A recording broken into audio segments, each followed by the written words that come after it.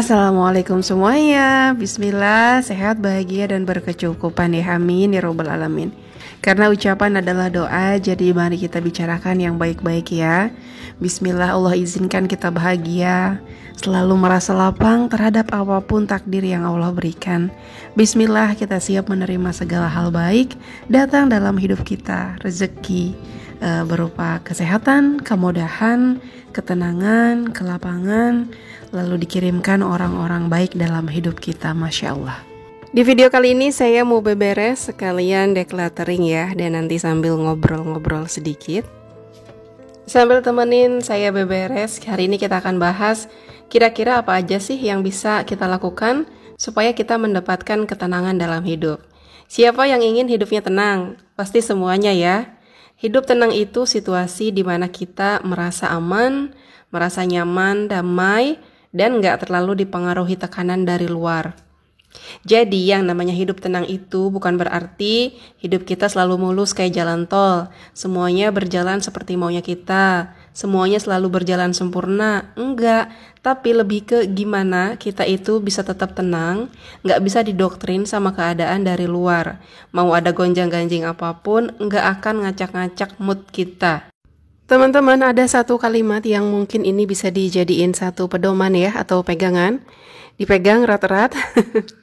Keyakinan bahwa segala sesuatu yang terjadi, apapun dalam hidup kita itu semua atas kehendak dan izin Allah Subhanahu wa Ta'ala.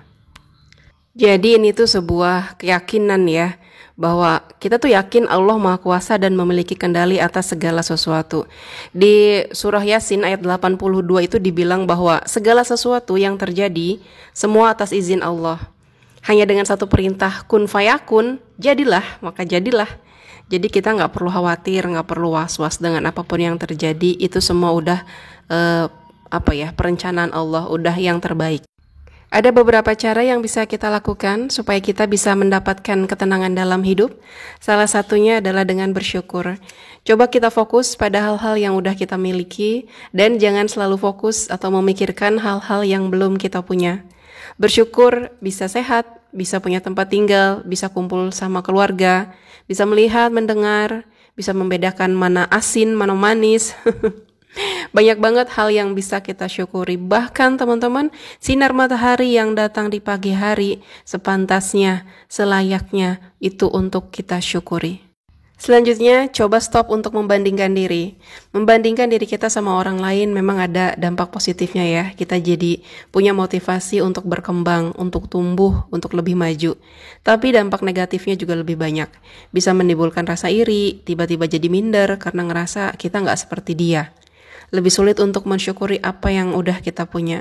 Sekarang lebih baik kita fokus dengan kelebihan diri. Kurangi penggunaan media sosial, apalagi kalau tontonan kita itu sekiranya mancing kita jadi merasa tambah kecil, merasa belum sesukses dia, merasa kok gak secantik dia, merasa kok nasibnya gak sebaik dia, dan lain-lain. Jadi teman-teman, secukupnya aja ketika kita melihat media sosial, karena apa yang kita lihat sesempurna itu kita nggak tahu di balik layarnya gitu ya. Karena kebanyakan orang nggak mau mempertontonkan kekurangannya mereka, pasti yang ditampilkan itu adalah yang bagus-bagusnya. Jadi kita jangan sampai terpancing gitu ya, sampai akhirnya apa yang kita tonton itu jadi bahan kita malah jadi sulit untuk bersyukur, jadi bahan kita malah membanding-bandingkan diri kita sama orang lain. Selanjutnya, menjaga hubungan sehat dengan orang di sekeliling kita. Biasakan untuk tidak terlalu to the point saat menilai orang lain atau memberi kritik, karena belum tentu orang tersebut lagi baik-baik aja. Kita harus tahu kapan bisa bercanda dan kapan waktunya serius. Harus bisa menghargai perbedaan karena setiap orang punya pemikiran, keyakinan, dan pengalaman yang berbeda-beda. Kita juga bisa coba nih untuk belajar menerima keadaan dan situasi yang gak sesuai sama harapan kita. Mengurangi kecemasan dan terutama keinginan untuk bisa mengendalikan semuanya ya. Kurangin keinginan deh untuk mengendalikan angin, badai, hujan, dan sejenisnya itu. Penting untuk kita sadari bahwa enggak semua bisa kita kendalikan. Ketika kita maksain sesuatu, kita cuma akan dapat sedih dan kecewa. Kita manusia biasa yang punya keterbatasan kan. Semakin dewasa, kita harus belajar menerima banyak hal yang di luar kendali kita. Kita nggak bisa mengendalikan pikiran orang lain, kata-kata yang akan keluar dari mulutnya mereka, atau penilaian mereka tentang kita gitu. Yang bisa kita lakukan, yang bisa kita kendalikan adalah diri kita sendiri. Gimana cara kita berpikir, gimana cara kita bersikap, mengeluarkan kata-kata kita untuk merespon hal-hal yang kita terima dari luar. Kalau orang lain, itu urusan mereka sendiri. Kita juga bisa untuk menentukan prioritas. Jadi, menentukan prioritas itu adalah proses menentukan mana yang lebih penting dan mana yang kurang penting. Dari segi waktu ya, mana duluan yang mau kita kerjain, mana yang nanti bisa belakangan gitu. Hal ini bisa bantu kita banget supaya kita bisa lebih fokus sama hal-hal yang paling mendesak. Dengan menentukan prioritas, kita bisa mengelola waktu dengan lebih efisien lagi. Misalnya pagi hari nih, anak sebelum sekolah, kerjaan apa sih yang prioritas buat kita kerjain duluan dan mana yang bisa nanti? Misalnya bikin sarapan dulu atau nyuci baju dulu gitu ya. Nah, kalau seiring berjalannya waktu kita pasti bisa memilah mana yang lebih penting, yang lebih urgent dan mana yang bisa nanti. Dan ini tuh harus selalu diasah ya. Nah, nanti setelah itu kita bisa, hal-hal lain pun kita bisa menentukan prioritas. Sama dengan pikiran-pikiran, kita harus bisa menentukan prioritas apa sih yang perlu kita pikirin dan apa sih yang perlu kita cuekin aja. Cobain juga tips jalani hidup yang seimbang. Kita harus belajar punya kemampuan untuk mengelola banyak aspek kehidupan. Belajar mengalokasikan waktu dan perhatian kita antara pekerjaan, keluarga, kesehatan, ataupun hobi kita. Kenapa itu penting? Supaya hidup kita nggak stres karena cuma fokus sama satu hal aja sepanjang waktu kita.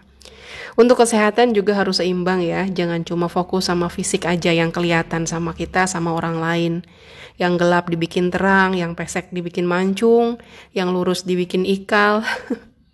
Kita malah lupa sama kesehatan mental kita yang mungkin punya luka batin yang belum terselesaikan, kesedihan yang terus-menerus disembunyiin, luka diabaikan, dan lain-lain. Jadi mulai sekarang kita lebih peduli sama kehidupan kita, semuanya harus seimbang.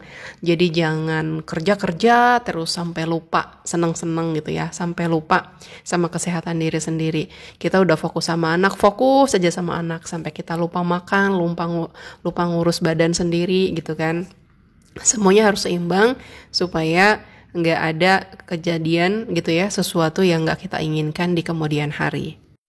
Selain itu, mari kita jauhi orang-orang toksik. Percaya deh, dengan meninggalkan orang-orang toksik, hidup kita akan lebih nyaman dan tenang. Karena ketika kita nerima mereka dalam hidup kita nih, akan selalu ada drama yang gak tahu di mana ujungnya. Bahkan kadang kita aja bingung, gak ngerti itu awalnya dari mana ya gitu. Pokoknya mau gimana pun ceritanya, kitalah yang jadi penyebabnya. Capek banget ya. Gak perlu benci orangnya juga, cukup menjauh aja. Nah, itu dia beberapa tips yang bisa kita lakukan supaya kita bisa mendapatkan ketenangan dalam hidup. Semoga bermanfaat. Terima kasih teman-teman udah nonton sampai selesai. Jangan lupa like, komen, dan subscribe bagi yang belum. Tereska Maya pamit undur diri. Assalamualaikum warahmatullahi wabarakatuh.